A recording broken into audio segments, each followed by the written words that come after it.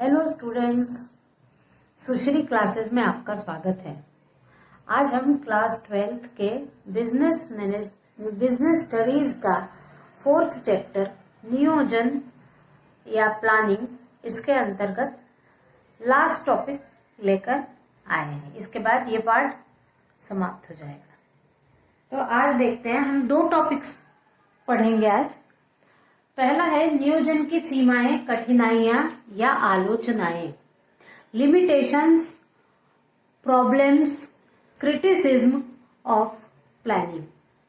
और दूसरा टॉपिक है श्रेष्ठ नियोजन हेतु सुझाव, सजेशंस फॉर गुड प्लानिंग। अब हम पहला टॉपिक देखते हैं, नियोजन की सीमाएं, कठिनाइयां या आलोचनाएं। इसमें हम देखते हैं कि यहाँ पर कुछ टॉपिक्स दिए हैं जिनको मैं समझाऊंगी अभी, कि क्या क्या नियोजन करने में कठिनाइयां आ जाती हैं या क्या लिमिटेशंस हैं या क्या उसकी आलोचनाएं होती हैं। तो इसमें सबसे पहला टॉपिक है भावी अनिश्चितताएं।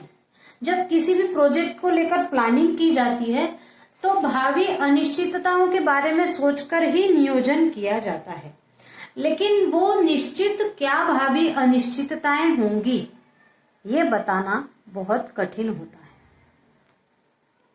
तो इन कठिनाइयों का पूर्वानुमान लगाने में बाधा उत्पन्न होती है कि क्या क्या अनिश्चितताएं हो सकती हैं। इनका पूर्वानुमान निश्चित रूप से नहीं लगाया जा सकता। पूर्वानुमान जितना दीर्घ काल के लिए किया जाता है उसके विश्वसनीयता उतनी ही अधिक होती है। इसके परिणाम स्वरूप नियोजन का महत्व कम हो जाता है, क्योंकि पूर्वानुमान ही नियोजन की आधारशिला है। जब वही अनिश्चित है तो फिर पूरे प्रक्रम में विश्वसनीयता कैसे आ सकती है। तो नियोजन भले ही पहले से करते हैं, पूर्वानुमान लगाकर करते हैं, लेकिन जब नियोजन ही आधारशिला है और नियोजन की आधारशिला पूर्वानुमान है, तो जब पूर्वानुमान ही निश्चित नहीं हो पाते हैं, भावी क्या क्या अनिश्चितताएं होंगी ये न मालूम होने के कारण जो अनुमान लगाए जाते हैं, जरूरी नहीं कि हर बार वो अनुमान सफल हो जाए, कभी कभी वो अनुमान असफल भी हो जाते हैं। फिर है खर्चीली पद्धति। नियोजन का कार्य अत्यधिक व्ययपूर्ण होता है, क्योंकि इसमें धन, श्रम और समय तीनों प्रचुर मात्रा में लगते हैं, और ये उपक्रम जो होता है उसके स्वामियों को और उपभोक्ताओं को इसकी लागत में जो वृद्धि हो जाती है उसका हर्जाना भुगतना पड़ता है। यानी अब ये खर्चीली पद्धति है, नियोजन पहले से किया जाएगा तो समय, पैसा, श्रम ये भी लगेगा, और जब ये लगेगा तो उसके लिए पैसा भी लगेगा।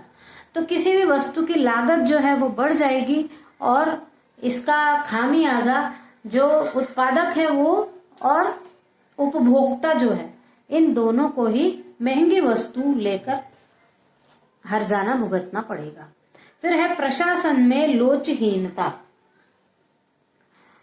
नियोजन संस्था में उपलब्ध समस्त मानवीय और भौतिक साधनों के उपयोग के संबंध में एक निश्चित रूपरेखा तैयार करता है, जिसमें प्रशासन में लोचहीनता को जन्म मिलता है।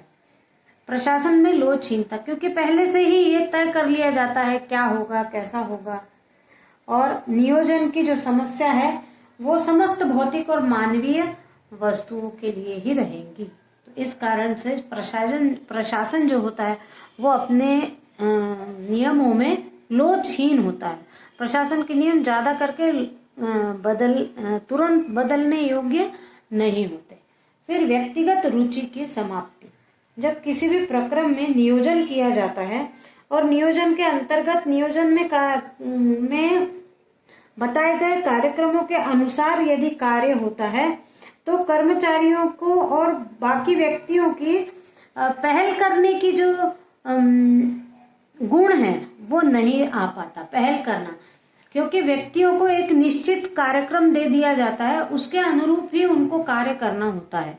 नियोजन के अंतर्गत सारे कार्यक्रम पहले से तय कर लिए जाते हैं, और उस अनुसार जब श्रमिक कार्य करेगा तो कभी भी वो अपनी सोच की पहल नहीं करेगा कि यहाँ ऐसा नहीं, ऐसा होना चाहिए, ऐसा वो कभी नहीं कहेगा, क्योंकि उसको पहले से बता दिया जाता है कि आपको इतना ही काम करना है, अपना दिमाग नहीं लगाना है। तो ऐसे में क्या होता है कि व्यक्तिगत रुचि ही समाप्त हो जाती है। तो जो पहल करने की रुचि होती है वो समाप्त हो जाती है। श्रमिक सोचते हैं कि कौन मेरा है, जिसका बन रहा है उसका बन रहा है, वैसे जैसा बन रहा है वैसे जैसे कहा गया है वैसा बन रहा है। अगला है बड़े परिवर्तनों में नियोजन की असफलता। यदि बड़े परिवर्तन बीच में करना पड़ती हैं, भावी परिस्थितियों को देखकर कभी कभी कुछ बड़े परिवर्तन लेना पड़ते हैं, जैसे व्यापारिक चक्र, युद्ध, अकाल, बाढ़, सरकार का परिवर्तन, ये सब कारण भुगतने पड़ते हैं। और इन कारणों के कारण जो नियोजन पहले किया जाता है वो आगे जाकर असफल हो जाता है और नियोजन में भारी बदलाव करने की आवश्यकता पड़ जाती है। फिर सही तथ्यों के संग्रह में कठिनाई। नियोजन पूर्वानुमान की भांति तथ्यों, आंकड़ों और सूचनाओं पर निर्भर है। सारा नियोजन पूर्वानुमान के समान तथ्य, आंकड़े और सूचनाएं इन पर निर्भर करता है। तो व्यवहार में विशुद्ध आंकड़े, तथ्य तथा सूचनाएं प्राप्त करना कठिन हो जाता है। इस कारण से नियोजन की उपयोगिता सीमित हो जाती है। फिर सर्वोत्तम विकल्प के चयन में कठिनाई। अब जैसे ही नियोजन किया जाता है वैसे ही उस कार्य को करने के लिए जितने भी विकल्प हैं उन सारे विकल्पों को ढूंढकर, उनको चेक करके, उनका मूल्यांकन करके फिर उनमें से सर्वोत्तम विकल्प का चयन किया जाता है। तो ये सर्वोत्तम विकल्प के चयन में बहुत कठिनाई आती है कि कौन से विकल्प को रखा जाए जिससे हमारा जो प्रक्रम है वो लक्ष्य को प्राप्त कर पाए। यह समझना बहुत कठिन हो जाता है कि सर्वोत्तम विकल्प कौन सा है। फिर है मनोवैज्ञानिक कठिनाई। नियोजन भविष्य में से संबंधित होता है और भविष्य अनिश्चित होता है। वर्तमान में महत्व देने के कारण नियोजन के क्रियान्वयन में मनोवैज्ञानिक रूप से कठिनाई पैदा होती है, क्योंकि वर्तमान में कार्य करना है भविष्य के बारे में सोचकर, तो कभी कभी इसमें वैज्ञानिक कठिनाइयां आती हैं। आज के इस प्रतिद्वंद्वात्मक युग में नियोजन आवश्यक तो बन गया है। नियोजन की जो हमने अभी सारी कठिनाइयां देखी हैं, इन कठिनाइयों को दूर करके नियोजन के महत्व में वृद्धि की जा सकती है।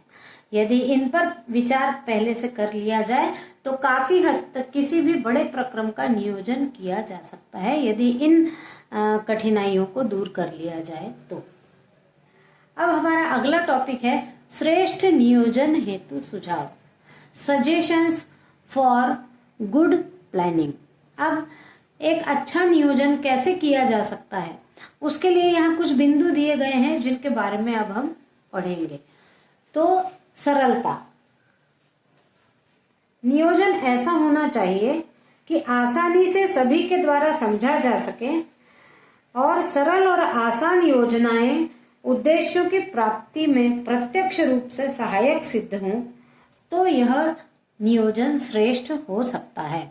समझने में सरल होना चाहिए, हर एक के समझने में सरल होना चाहिए। श्रमिक से लेकर प्रबंधक तक प्रत्येक व्यक्ति उस नियोजन को ठीक से समझ पाए। अगला है सर्वश्रेष्ठ योजना का चुनाव। तो नियोजन के अंतर्गत विभिन्न विकल्पों के विस्तृत विश्लेषण, परीक्षण और मूल्यांकन द्वारा सर्वश्रेष्ठ विकल्प का चुनाव किया जाना चाहिए, जिससे योजना के चयन का तत्व निहित रहना चाहिए। ऐसी सर्वश्रेष्ठ योजना का चुनाव किया जाना चाहिए जो पूर्णता की ओर जा सके। फिर है आवश्यकता के अनुरूप। योजनाएं उपक्रम की आवश्यकताओं के अनुरूप बननी चाहिए।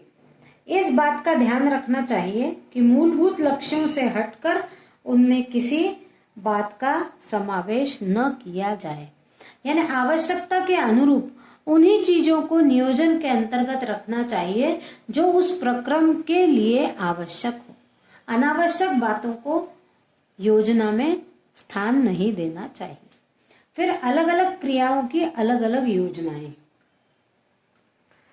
अलग अलग क्रियाएं हैं तो योजनाएं भी अलग अलग ही होनी चाहिए। यानी यदि किसी बड़े उपक्रम के लिए छोटे छोटे विभाग बनाए गए हैं तो प्रत्येक विभाग की अपनी कार्य योजना होनी चाहिए और उस अनुसार उसका क्रियान्वयन किया जाना चाहिए। फिर योजनाओं में लोचपूर्णता। जो भी योजना बनाई गई हो उसमें आवश्यक है कि परिस्थिति अनुसार यदि कुछ बदलाव करना चाहें तो योजना लोचपूर्ण होनी चाहिए, यानी बदलाव किया जा सके ऐसी होनी चाहिए। फिर नियोजन से प्राप्त होने वाले लाभों की स्पष्टता। नियोजन के द्वारा जिनको लाभ हो रहा है, जो लाभ है वो स्पष्ट होने चाहिए ताकि भाग लेने वाला प्रत्येक व्यक्ति यह अनुभव करे कि वह उसकी अपनी योजना है और उसे ही इसको क्रियान्वित करना है। यानी यदि श्रमिकों के द्वारा काम कराया जाना है तो उस नियोजन का क्या लाभ है ये श्रमिकों को भी मालूम होना चाहिए, तभी वो अपनी योजना अपना कार्य समझकर करेंगे और प्रक्रम को लाभ होगा। फिर है मितव्ययता। नियोजन को बनाने और क्रियान्वित करने के व्यय न्यूनतम होने चाहिए। यह ध्यान रखना चाहिए कि नियोजन के व्यय उससे प्राप्त होने वाले लाभों से ज्यादा ना हो, व्यय ज्यादा ना हो, लाभ ज्यादा हो, इस बात का ध्यान रखना चाहिए। फिर व्यवहारिक। एक श्रेष्ठ नियोजन मात्र कागजों पर ही नहीं अपितु व्यवहार में भी आना चाहिए। नियोजन के क्रियान्वयन में व्यवहारिक पहल का ध्यान रखना चाहिए। यानी केवल बहुत अच्छा एक श्रेष्ठ नियोजन हो गया कागजों के ऊपर, लेकिन वो यदि क्रियान्वित नहीं किया जा सक रहा हो तो उस नियोजन का कोई अर्थ नहीं है, इसलिए उसमें व्यवहारिकता होना आवश्यक है। फिर विश्वसनीयता। एक श्रेष्ठ नियोजन विश्वसनीय होना चाहिए।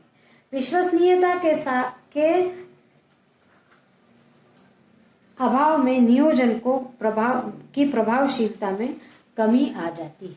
यदि विश्वसनीयता नहीं है तो नियोजन प्रभावित नहीं होगा। और अंत में है सहभागिता। एक प्रभावी नियोजन में उपक्रम के सभी अधिकारियों और कर्मचारियों का सहयोग लिया जाना चाहिए। सहभागिता से ही नियोजन क्रियान्वयन में आसानी होती है। सबका सहभाग होना चाहिए क्योंकि सब लोग मिलकर किसी भी प्रक्रम का लक्ष्य पूर्ण करते हैं, इसलिए वहां कार्यरत प्रत्येक व्यक्ति का, प्रत्येक श्रमिक का इस नियोजन में सहभागिता होगी, तभी वो सब मिलकर अपना कार्य समझकर कार्य करेंगे। अब यदि ये जो हमने अभी पढ़े हैं पॉइंट्स, यदि इनका ध्यान रखकर नियोजन किया जाए तो वह नियोजन जरूर एक सफल नियोजन होगा। तो आज हमने पढ़ा नियोजन की सीमाएं, कठिनाइयां या आलोचनाएं और श्रेष्ठ नियोजन के लिए सुझाव।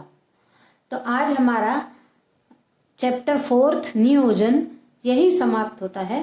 अगले वीडियो में हम 5th चैप्टर लेकर आएंगे। तब तक आप देखते रहिए सुश्री क्लासेस। यदि आपने अभी सब्सक्राइब नहीं किया हो तो सब्सक्राइब करिए, लाइक करिए, शेयर करिए और ज़्यादा से ज़्यादा लोगों को देखने के लिए कहिए। Thank you.